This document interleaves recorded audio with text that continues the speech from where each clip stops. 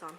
In this video, we would like to prove that the folklore story of the Seven Gates of Hell within Lebanon, Illinois and Collinsville, Illinois is just a story of falsehood and that nothing will actually happen if you travel through the gates of hell. Please state your name.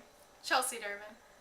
Okay, I'm going to ask you questions about the gates of hell and your experiences going through it. My first question is, how did you originally hear about the gates of hell located in Collinsville? Well, I first heard about the gates of hell when I came to McKendree University. It was 3 years ago when I was a freshman at McKendree, and my RA was telling ghost stories one night, and she told us about the gates of hell. Okay. What is the story behind the gates of hell in which you have heard? The story that I've always heard behind the seven gates of hell is that once you go through the gates of hell, then you are in hell and you no longer experience things the same. Everything's a living hell. When was the first time you visited the seven gates? The first time I visited the seven gates of hell was my freshman year. I went with a group of friends.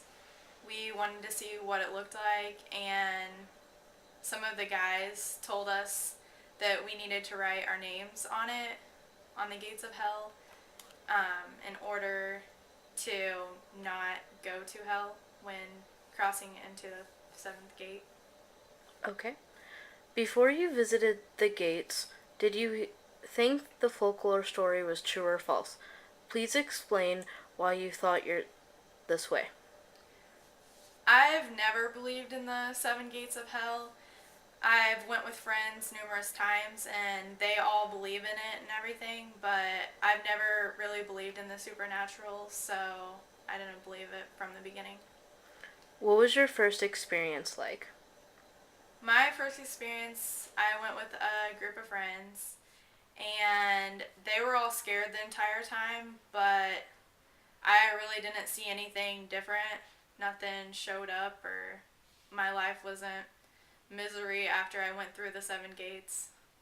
Okay. Was your original thought about the gates of hell story altered after traveling through the seven gates? I didn't alter at all because I don't believe in the supernatural, so I never believed it in the beginning. What did you think was going to happen to you the first time you went through? I really didn't think anything would happen to me.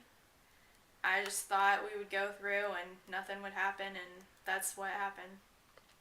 Through the numerous times you visited the gates, have any of your experiences been different? None of my experiences have been different. I mean, I've been with different friends and they've thought they've seen stuff, but every time I've never seen anything. How many times have you attempted to go through the seven gates of hell? I've attempted around 4 or 5 times to go through. Okay. Thank you for interviewing with me, Chelsea. No problem. Please state your name. My name is Christina Burden. How did you originally hear about the gates of hell? I was hanging out with my friend Renee and some of her friends that I don't know very well, and they were like, hey, let's go to the gates of hell. And so we did. Okay. What is the story behind the gates of hell which you heard? It was really confusing. There were a bunch of people that died at different things, and we kept stopping, and I don't know, they weren't very clear at all. Okay. When did you first go to the gates of hell? This was about a year and a half, 2 years ago. Okay. Before you visited the gates, did you think the folklore story was true or false? I would assume false. I would have thought false. And why did... They just kind of like looked it up online and had like a, I don't know, reading something, and I don't remember, it was a while ago. Alright, why did you think that way? Because they just pulled up a thing online and we're just going off of, I'm a little bit skeptical of that kind of thing. Okay. What was your first experience like? Like the entire trip, or like first stop at a bridge thing? Just your first entire experience. It was a little bit terrifying, but more because of like the people I was with as opposed to the gates themselves. Well, even though you thought it was false, did going through them change your thought about the gates after you traveled through them? Not necessarily, but I feel like under the right circumstances, I would definitely buy into the story. My guides didn't really know the stories very well, so they'd get out and be like, so it was something like somebody died here and there was a car wreck and something, and so it was a lot less convincing, but I feel like I could easily be swayed on that. What did you think was going to happen as you went through the gates?